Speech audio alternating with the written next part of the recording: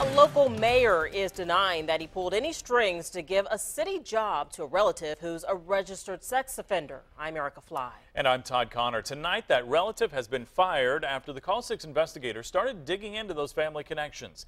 It's unfolding tonight in the town of Logansport, about 70 miles north of Indianapolis in Cass County. We have our new addition to the Call 6 investigators team on that story tonight. Investigator Stephen Dean joins us with what he's uncovered. Stephen. Well, when our hidden camera crews showed up unannounced in Logansport, we actually found two of the mayor's relatives on the city payroll. The mayor insists he did not know about the hiring of his registered sex offender nephew, that is, until he found out about it from Call 6. Street crews in Logansport are focused on piles of leaves this week.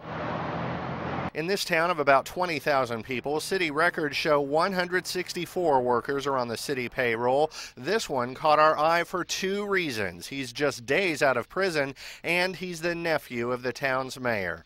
One citizen reached out to Call 6 wondering if the mayor pulled strings to get this registered sex offender a city paycheck. He's 27-year-old Travis Franklin, and here he is working for $8 an hour just 2 weeks after being released from prison for molesting a young girl in his family's home. Court records show he was abusing the girl for years, starting when she was 13.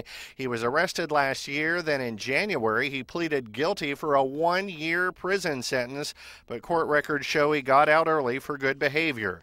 He told us he's qualified and he got the job fairly, and his uncle, being the mayor, had nothing to do with it. Mayor Ted Franklin went even further, telling us not only did he have no hand in hiring his nephew, but he didn't even know about it. Even in a city that small, he said, it took place without my knowledge. The mayor said he found out about it from Call 6 investigators, and he quickly fired his nephew, upsetting his family. But in his words, during business hours, we're not relatives.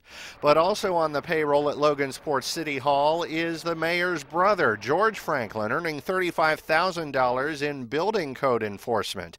The mayor defends that move, saying he was the best qualified with only one other applicant. Logansport has this anti-nepotism policy in place. It's now required under a new Indiana law that bans city leaders from hiring family who report directly to them. But the way the law is written, neither Logansport relative would have been covered by that ban since they don't report directly to the mayor. Now, the mayor is not up for election this year, but he blames politics for this whole controversy.